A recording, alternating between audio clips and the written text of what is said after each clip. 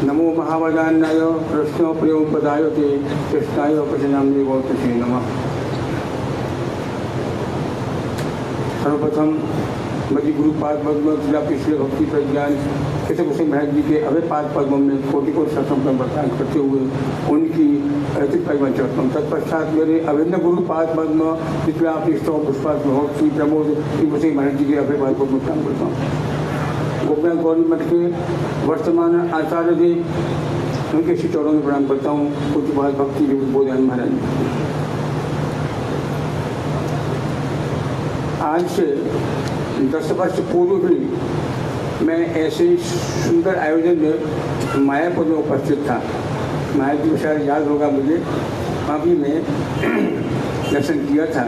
उस समय आपकी 85 वर्षगांठ मनाई जा रही थी। मैं एक बार महाराज जी के गुरु भाई थे जयपुर के IT ऑफिसर चतुर्वेदी जी, उनकी कोई वस्तु या पत्र लेकर आया था। तो उस समय महाराज जी का नाम था असीम प्रभु ब्रह्मचारी। गुरु जी के दर्शन करने के लिए गया, वस्तु दे दी मैंने। इनके गुरु जी का वह हस्त कमल जो इतना सुंदर शीतल कमल हस्त कमल था इस सिर पर रखा। मुझे आज ही मुझे वो याद है। पूज्यपाद महाराज जी अपने गुरुपाद पद्म के एकांतिक ऐसे भक्त हैं जो न केवल भारतवर्ष में सारे विश्व में अपनी गुरु जी की कृपा को लेकर के और महाप्रभु की वाणी का प्रचार और प्रसार कर रहे हैं।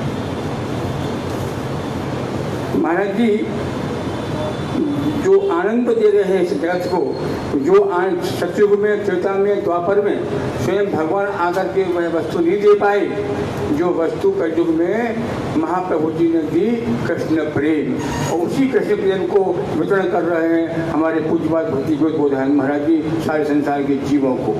यह कृष्ण प्रेम ऐसी वस्तु है इसको पाकर के जीव यह निश्चित कर लेता है कि अब मेरी जो है पुनः इस 84 लाख योनि में भ्रमण नहीं होगा मेरा। इस प्रकार से गुरु के अनेक लक्षण होते हैं। इनकी यह सारे लक्षण गुरु जी के वो है, इनमें दीपकन हम दिखाई दे रहे हैं। ऐसे पूज्य महाराज जी गुरु के गौरी गगन में एक नक्षत्र के रूप में चमक रहे हैं। मैं ऐसा मानता हूँ सारे विश्व में आप शिष्यों में जो धाम प्रीति है, वैष्णव प्रीति है आदि जो उनका जो आभूषण है आपका दर्शनीय यह सौंदर्य हम सबको आकर्षित करता है। आज एक आचार्य की जो आवातिथि है वह मेरे परम आदरणीय महापुरुष हैं। आचार्यवान होते हैं। गौड़ीय संप्रदाय की विशेषता है कि इसमें आचरण और प्रचार दोनों होते हैं। कई जगह मैं कहा करता हूँ, कहीं पर आचार है तो प्रचार नहीं है, कहीं प्रचार है तो आचरण नहीं है। यह अत्यंत शुभ घड़ी है कि महाराज जी हमारे हजारों शिष्यों को लेकर के, और वो शिष्य कैसे हैं, वो स्थायी गंध लेकर के उनमें ऐसे पुष्प हैं कि सारे शिष्य जो हमेशा सदैव महकते रहेंगे। एक जागतिक पुष्प तो 2-4 घंटे तक उसे सुगंध आती है, किंतु इनके जो शिष्य हैं वो इन्हीं की तरह से और गंध के रूप में हमारे संसार में वह विकसित करते रहेंगे। दीक्षा गुरु के बारे में हम सुन रहे थे और शिक्षा गुरु के बारे में सुन रहे थे। शिक्षा गुरु भी दीक्षा गुरु के समान होते हैं और शिक्षा गुरु भी बहुत परम आवश्यक होते हैं। ऐसे मैं ऐसा मानता हूँ कि शिक्षा गुरु बहुत आवश्यक है। शिक्षा गुरु ही दीक्षा गुरु के बताए हुए मार्ग पर चलने की शिक्षा देते हैं। क्योंकि शिक्षा के अभाव में हमारे यहाँ पर 3 प्रकार के सारे ग्रंथों में विषय है। एक है संबंध, अभिधेय और प्रयोजन। गुरुदेव इसी प्रयोजन की ऐसी कड़ी है कि संबंध स्थापित करके सबने शिष्यों को भगवान के पाद पदों में समर्पित करते हैं। इसके द्वारा करते हैं क्या देते हैं, शिक्षा देते हैं अभिधेय की। अभिधेय माने साधन। साधन के द्वारा ही हम अपने प्रयोजन की प्राप्ति कर सकते हैं। मैं कौन हूँ इसलिए आया हूँ और क्या मेरा कर्तव्य है, ये सारी शिक्षाएं जो है ये सदगुरु दिया करती हैं। आचार्यवान पुरुष, एक आचार्य के रूप में आपकी जो भूमिका मैं देख रहा हूँ अनेक वर्षों से, तो वह इतनी प्रशंसनीय है कि आपका प्रचार हिंदी भाषा वाले क्षेत्र में भी, पंजाब में भी, विदेशों में भी, बंगाल में भी, आसाम में भी आप निरंतर कर रहे हैं। पूज्यपाद महाराज श्री के संबंध में मैं ये कह सकता हूँ कि आपका जितना प्रचार आज हम देख रहे हैं, शायद पूज्यपाद भक्ति वेदांत स्वामी महाराज जी और पूज्य नारायण महाराज जी के पास में आपका ही नाम लेना सबसे श्रेष्ठ होगा। भक्त भागवत भक्त के द्वारा ही भगवान को हम पहचानेंगे। भगवान को जानने के लिए जब तक हम भक्त के चरणों में नहीं जाएंगे, भक्त माने गुरु, और गुरु माने, गुरु का अर्थ होता है भारी वस्तु। वह वस्तु भारी है कि जिसके सामने कोई वस्तु टिकती नहीं है। ऐसे स्वरूप को विराजमान है हमारे पूज्यपाद भक्ति गोदान महाराज जी, जिनका संबंध भगवान से है। और गुरु कौन, सामान्य व्यक्ति गुरु नहीं होते। गुरु वह होते हैं जिनको भगवान अपने निज पार्षद के रूप में जगत के जीवों का उद्धार करने के लिए भेजते हैं। और जब नहीं होते हैं तो स्वयं भगवान ही आते हैं। इसलिए गुरुदेव को भगवान का प्रकाश विग्रह कहा जाता है। पूज्यपाद महाराज श्री जगत में विमल प्रेम धर्म का प्रचार प्रसार कर रहे हैं। आपके असंख्य शिष्य हैं और आपने जो सेवा की है गुरु जी की, जो आदर्श दिखाया है, और गुरु जी के हृदय में आप एक आदर्श सेवक के रूप में विराजमान रहे हैं। उन्हीं की कृपा शक्ति लेकर के आज जगत में ये पूज्य हैं।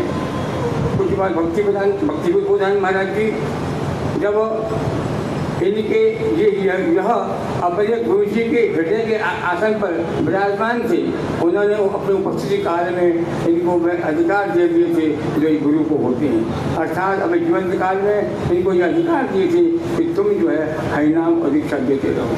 पूज्यपाद महाराज श्री के संबंध में मैं ये कह सकता हूँ कि आप इस संसार में यदि कोई एक निष्ठ भक्ति है, और एक निष्ठ भक्ति के द्वारा ही हम भगवान के पाद पद्मों को प्राप्त कर सकते हैं। एक निष्ठ भक्ति हमारे संप्रदाय में नहीं है एकमात्र, जहाँ हमारे आराध्य भगवान श्री कृष्ण नहीं है। एक निष्ठ भक्ति एक बार ब्रज में, वृंदावन में तुलसीदास जी आए थे और उन्होंने देखा कि यह सारे मंदिरों में भगवान श्री कृष्ण की विग्रह है, मैं तो मतलब मैं तो इनको प्रणाम नहीं करूँगा।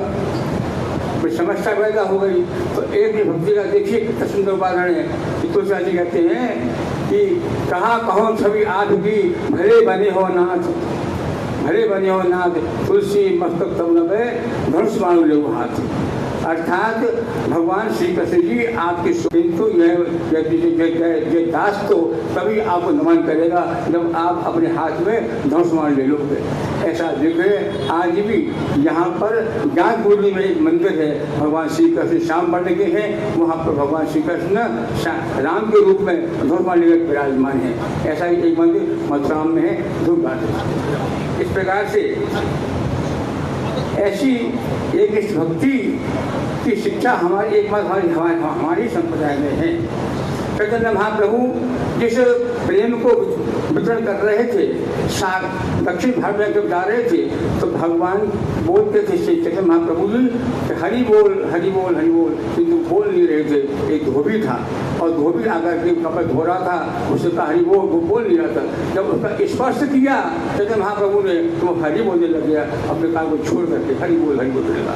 जब उसकी पत्नी आई, बहुत देर हो गई स्वामी को आई नहीं है, टिफिन लेके आई, तो बोले आप क्या कर रहे हैं, नाच रहे हैं, कपड़े कौन धोएगा। तो उसका स्पर्श किया पत्नी ने पति का, वो भी हरि बोलने लगी।